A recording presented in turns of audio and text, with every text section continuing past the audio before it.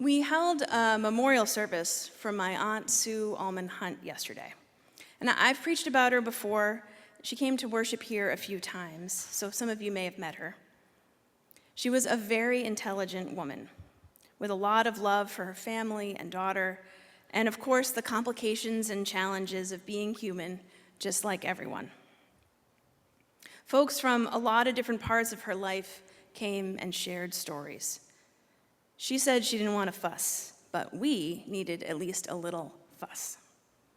And I share this because as we all navigate the losses and challenges of our lives, deaths and illnesses, things breaking and costing too much to repair, challenges in relationships or work, or whatever we might be holding that is happening directly in our lives, we're also navigating the big picture challenges of violence and war and famine and climate change and struggle. Wendell Berry once wrote an essay on peace, and this line has been sticking with me lately. We cling to the hopeless paradox of making peace by making war. There is a lot to hold close at hand and in the world. As I mentioned, when I was looking for music for today, I ran across that chant we sang a few moments ago. I liked the tune, and it reminded me of the Serenity Prayer, which has helped so many people, including me. And you likely know the version that's used in many 12-step programs and is basically ingrained in our popular culture. So if you know it, say it with me. God, grant me the serenity to accept the things I cannot change, the courage to change the things I can, and the wisdom to know the difference. This prayer was written by Reinhold Niebuhr, the late great Protestant theologian, pastor, scholar, and ethicist, whose work reshaped much of the 20th century post-war Protestant theology. He influenced politics, interfaith movements, the civil rights movements, and work for peace.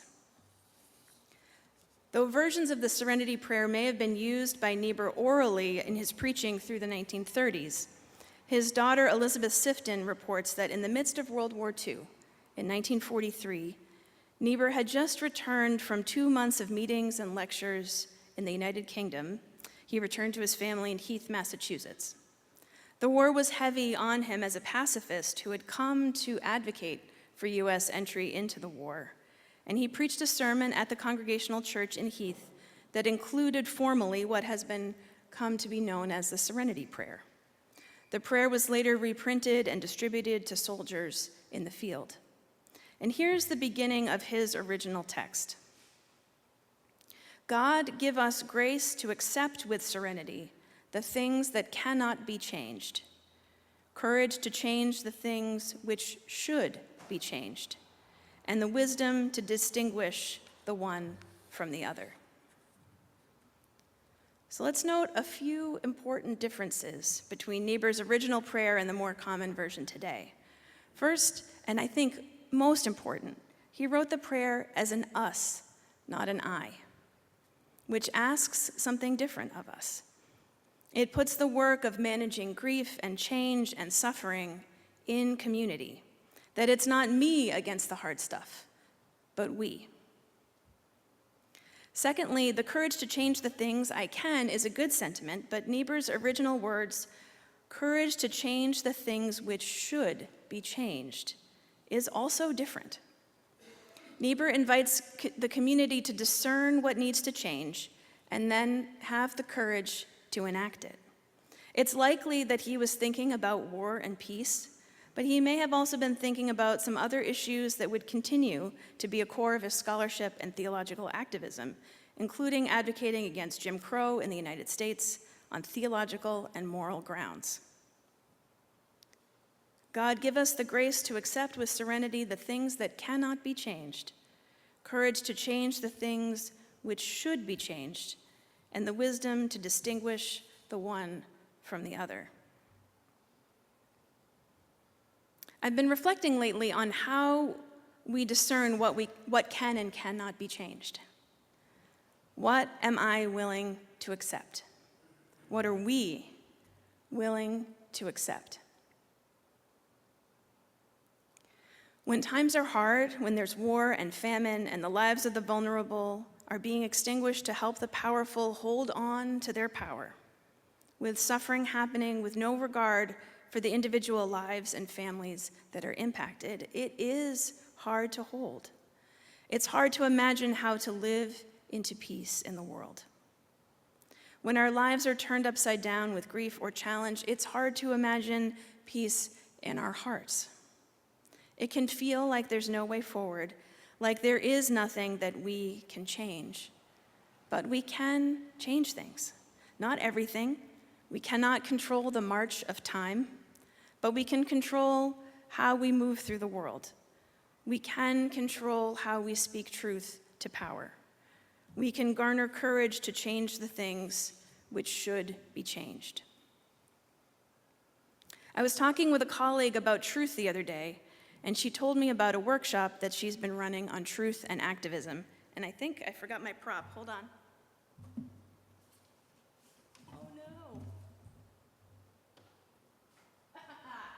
I didn't. Okay. So, in this workshop, she does something like this. This is a rock.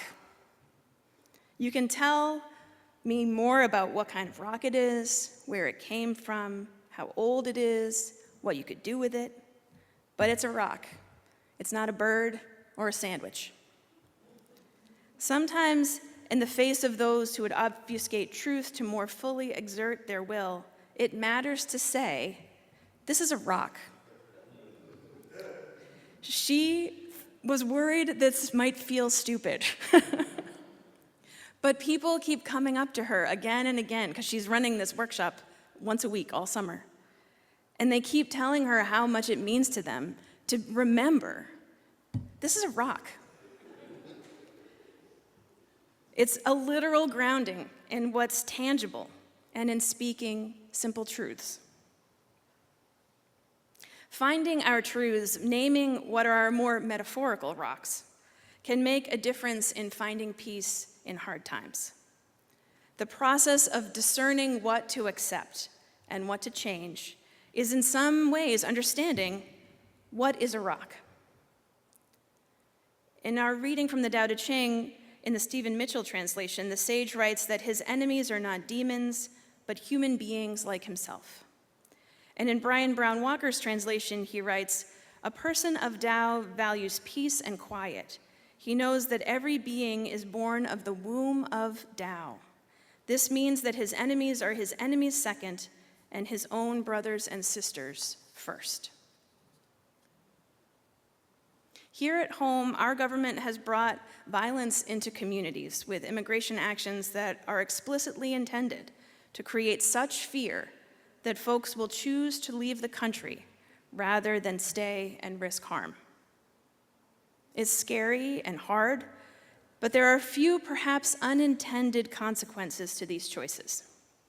Rounding up people in our streets means that the front lines of immigration conflicts and debate are not in courtroom buildings and government buildings, it's in downtown Great Barrington. And it means that everyday folks are getting involved in speaking truth to power.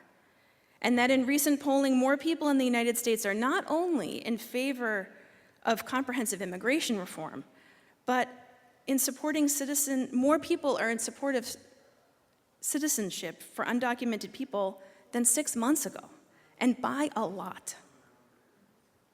Hearts and minds are changing in the face of the impact of dehumanization and violence. In our still relatively new language describing our shared values in the Unitarian Universalist Association, we declare that every person is inherently worthy and has the right to flourish with dignity, love, and compassion. That is a rock. A foundational truth in our tradition is the inherent worth in every person. From that, and a foundation of love, we have the tools to discern what should be changed and to begin the long work of doing so. With each other's help, we can also embrace moments of peace along the way. God, give us grace to accept with serenity the things that cannot be changed, courage to change the things which should be changed, and the wisdom to distinguish one from the other. So may it be, and amen.